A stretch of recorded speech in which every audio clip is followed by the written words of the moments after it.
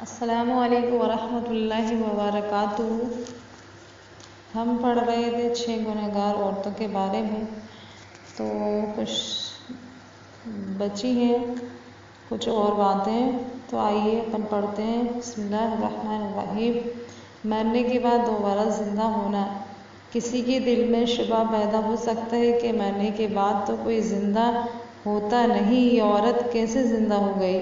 اس کا جواب یہ ہے کہ اللہ تعالیٰ کا عام قاعدہ تو یہی ہے کہ مرنے کے بعد کوئی زندہ نہیں ہوتا اور دنیا میں واپس نہیں آیا کرتا، لیکن اللہ تعالیٰ کبھی کبھی عبرت کے لیے ایسا کر دیا کرتے ہیں، اور یہ بات آج سے نہیں بلکہ جب سے دنیا چلی ہے اس وقت سے یہ ہوتی چلی آ رہی ہے، اور ہر زمانے میں کوئی نہ کوئی واقعہ اس قسم کا پیش آتا رہا ہے کہ مرنے کے بعد کوئی زندہ ہوگا، اور اس نے مرنے کے بعد کا حال سنایا اور پھر دوبارہ مر گیا۔ حافظ ابن عبی الدین رحمۃ اللہ علیہ کا عربی میں ایک رسالہ یہ جس کا نام من عاش بعد الموت ہے۔ اس رسالے میں سند کے ساتھ بہت سے ایسے واقعات لکھے ہوئے ہیں کہ ایک انسان مر گیا اور پھر اس نے زندہ ہو کر گفتگو کی اور مرنے کے بعد کے حالات سے زندوں کو باخبر کیا اور پھر دوبارہ انتقال کر گیا۔ اسی طرح حافظ ابن رجب جملی رحمۃ اللہ علیہ نے احوال القبور کے نام سے ایک کتاب لکھی ہے کہ اس میں بھی بعض ایسے واقعات لکھے ہیں۔ بہرحال کبھی کبھار عبرت کے لیے اللہ تعالیٰ ایسے واقعات دکھاتے رہتے ہیں، لہذا یہ قرآن و سنت کے خلاف نہیں ہے، البتہ عام دستور یہی ہے کہ مرنے کے بعد انسان زندہ نہیں ہوتا۔ اور بے پردگی کی وجہ سے عذاب جہنم۔ جہنم میں عورتوں پر عذاب دیکھنے کے بارے میں حضور صلی اللہ علیہ وسلم نے اور بھی بہت سی احادیث بیان فرمائی ہیں۔ چنانچہ نامحرم مردوں کے سامنے بے پردہ نکلنے کے سلسلے میں ایک حدیث میں آپ صلی اللہ علیہ وسلم نے فرمایا، میں نے جہنم میں زیادہ تر عورتوں کو دیکھا، پھر فرمایا عورتوں کے جہنم میں کثرت سے جانے کی وجہ 4 وجہ ہیں۔ ایک وجہ یہ ہے کہ ان میں اللہ تعالیٰ کی اطاعت کا مادہ بہت کم ہے۔ نمبر 2، دوسری وجہ یہ ہے کہ ان میں حضور صلی اللہ علیہ وسلم کی تابعداری کا جذبہ کم ہے۔ تیسری وجہ یہ ہے کہ ان میں اپنے خاوند کی فرمانبرداری بہت کم ہے۔ چوتھی بات یہ وجہ ہے کہ ان کے اندر بن ٹھن کر بے پردہ گھر سے باہر نکلنے کا جذبہ بہت پایا جاتا ہے۔ چوتھی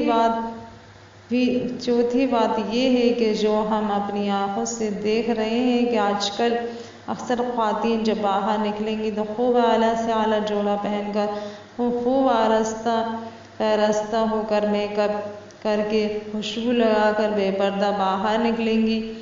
اگر کوئی خاتون مکمل شرعی پردے میں گھر سے باہر نکلے اور ایسی خوشبو لگا کر نہ نکلے جس کی خوشبو دوسرے نامحرم مردوں تک جائے، یا جو آرائش و زیبائش کے ساتھ صرف اپنے شوہر کے سامنے آئے یا اپنے باپ، بھائی اور بیٹے کے سامنے آئے، تو اس میں کوئی برائی نہیں، جائز ہے، کیونکہ شوہر کے لیے آرائش و زیبائش کرنا صرف جائز بلکہ بہتر ہے، لیکن یہ عذاب و وبال اس صورت میں ہے کہ عورتیں نامحرم مردوں کے سامنے آرائش کر کے آئیں، چاہے وہ نامحرم گھر کے ہوں یا باہر کے ہوں۔ اس وقت یہ فعل گناہ حرام ہے اور ناجائز ہے، جس سے بچنا واجب ہے۔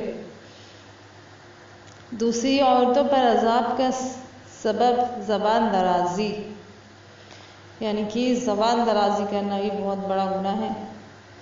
تو آئیے دیکھتے ہیں۔ دوسری عورت جس کو حضور صلی اللہ علیہ وسلم نے دیکھا کہ وہ زبان کے بل جہنم کے اندر لٹکی ہوئی ہے، اس کے بارے میں آپ صلی اللہ علیہ وسلم نے فرمایا کہ یہ وہ عورت ہے جو اپنی زبان درازی سے اپنے شوہر کو تکلیف پہنچایا کرتی تھی۔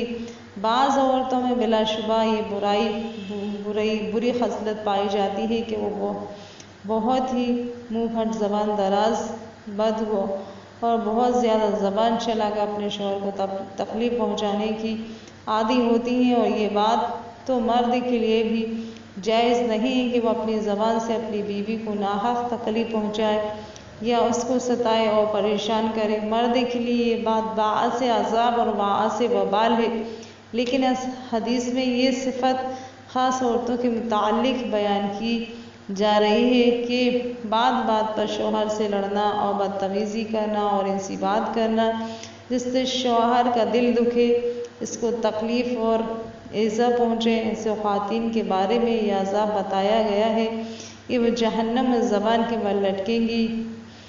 زبان درازی سنگین گناہ ہے۔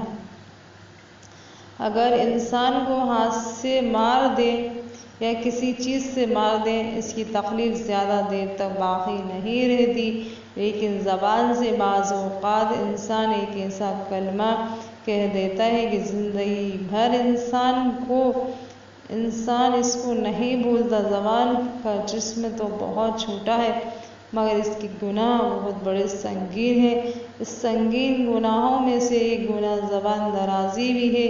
یہ ایسا سنگین گناہ ہے کہ جو گھر کے سارے سکون کو غارت کر دیتا ہے اور زندگی کو اجیرن بنا دیتا ہے۔ اگر اس کا سبب کسی خاتون کی زبان ہے تو اس کے لیے حدیث میں یہ عذاب اور وبال بیان کیا گیا ہے۔ اس لیے خواتین کو اس بات کا خیال رکھنا چاہیے کہ وہ زبان سے کوئی ایسا کلمہ نہ نکالے جس سے ان کے شوہر کو کوئی تکلیف پہنچے۔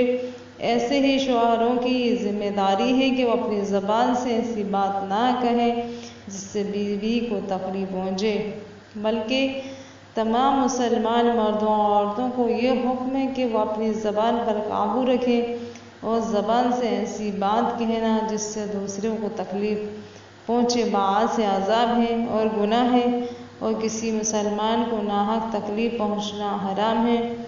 اور جس طرح ہاتھ کے ذریعے اور اشاروں اور گناہوں کے ذریعے تکلیف پہنچنا گناہ ہے، اسی طرح زبان کے ذریعے تکلیف پہنچنا بھی گناہ ہے۔ اس لیے اس بات کا اہتمام کرنا چاہیے کہ زبان سے وہی بات نکلے جس سے دوسروں کا دل خوش ہو اور دوسروں کو تکلیف نہ پہنچے، اور اپنی زبان کو قابو میں کریں۔ تیسری عورت پر عذاب کا سبب ناجائز تعلقات ہیں۔ تیسری عورت جس کو حضور اقدس صلی اللہ علیہ وسلم نے دیکھا کہ وہ اپنی چھاتیوں کے بل لٹکی ہوئی ہے، اس کے بارے میں آپ صلی اللہ علیہ وسلم نے فرمایا کہ وہ عورت ہے جو شادی شدہ ہونے کے باوجود دوسرے مردوں سے ناجائز تعلق رکھتی۔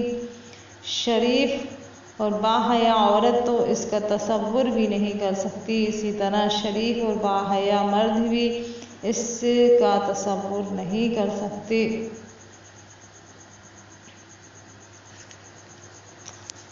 بس اتنا ہی ہے۔